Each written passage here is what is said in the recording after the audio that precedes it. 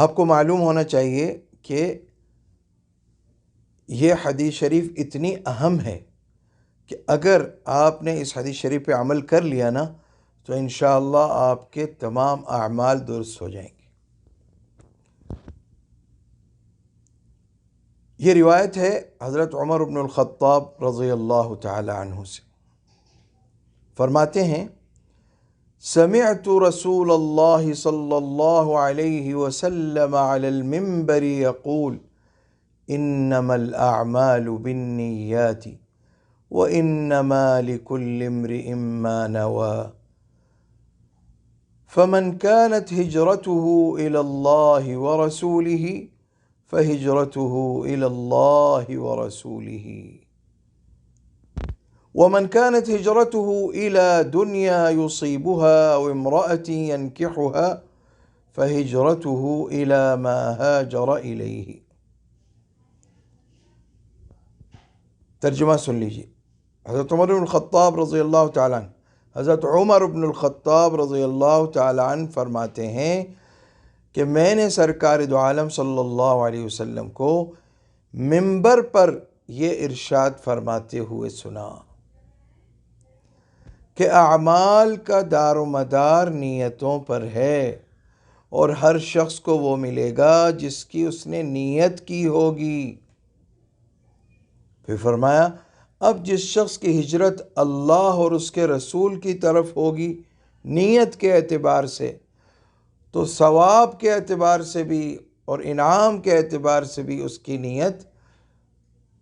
اس کی ہجرت نیت کے اعتبار سے جس طرح ہوگی ثواب کے اعتبار سے بھی اسی طرح ہوگی۔ یعنی کسی نے ہجرت کی ہے صرف اللہ کو راضی کرنے کے لیے اور اللہ کے رسول صلی اللہ علیہ وسلم کی طرف ہجرت کی ہے، تو اب اس کو ثواب بھی وہی ملے گا جو ہجرت کرنے والوں کو، جو اللہ نے وعدے فرمائے ہجرت کرنے والوں سے۔ اور اگر ہجرت کی ہے کس لیے، فرمایا لدنیا یصیبها، دنیا کا کوئی فائدہ حاصل کرنے کے لیے، او امرأۃ ینکحها، یا کسی عورت سے نکاح کرنے کے لیے، فہجرته الی ما ہاجر الیہ، تو اس کو وہی ملے گا جس کی اس نے نیت کی ہے۔ اب یہ دیکھیے آپ کہ نیت جو ہے اس کی دو قسمیں ہیں، ایک نیت العمل ہے، ایک نیت المعمول لہو ہے۔ اب آپ مثلا فجر کی نماز کے لیے مسجد جا رہے ہیں، ٹھیک ہے، اب آپ کا یہ مسجد کی طرف چل کر جانا، ایک تو اس میں نیت ہے نماز فجر کی ادائیگی کی، اور ایک یہ ہے کہ کس لیے جا رہے ہیں، کسی انسان کو دکھانے کے لیے جا رہے ہیں کہ میں فجر پڑھتا ہوں، یا کوئی دنیاوی منفعت، کوئی دنیاوی فائدہ حاصل ہوگا اس سے، یا صرف اور صرف اللہ کی رضا کے لیے جا رہے ہیں، اللہ کو راضی کرنے کے لیے۔ تو ایک ہے عمل کی نیت کہ آپ فجر کی نماز کی نیت کی آپ نے، اور ایک ہے کس کو راضی کرنے کے لیے پڑھ رہے ہیں، سبب عمل کیا ہے۔ ایک ہے عمل کی نیت، ایک ہے عمل کا سبب۔ تو عمل کا سبب کیا ہے، کس وجہ سے عمل انجام دے رہے ہیں، کوئی بھی عمل ہو، صدقہ ہو، نماز ہو، تلاوت ہو، حج ہو، عمرہ ہو، مقصد کیا ہے، اللہ کی رضا مقصود ہے،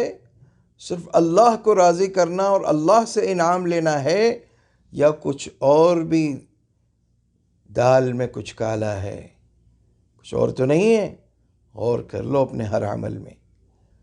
بیوی بچوں پر جو تم خرچ کرتے ہو اس پر بھی اللہ بہت ثواب دیتا ہے۔ حدیث شریف میں آیا ہے سب سے زیادہ ثواب تو اس خرچے پر ملتا ہے جو بیوی بچوں پر کیا جائے۔ ضروری خرچہ مراد ہے، فضول خرچیوں والا خرچہ مراد نہیں ہے۔ یعنی بیوی بچوں کا لباس، بیوی بچوں کے لیے کھانے پینے کا انتظام، رہائش کا انتظام، ان کے بجلی کے بل کی ادائیگی، ان کی دوائیں، ان کا علاج، یہ سب چیزیں اللہ بہت اجر دیتا ہے ان سب چیزوں پر۔ لیکن بات وہی ہے، نیت کی اللہ کی رضا کی، نیت کی کہ اللہ تیرے حکم کی وجہ سے یہ خرچہ کر رہا ہوں، نیت کرو گے تب اجر ملے گا۔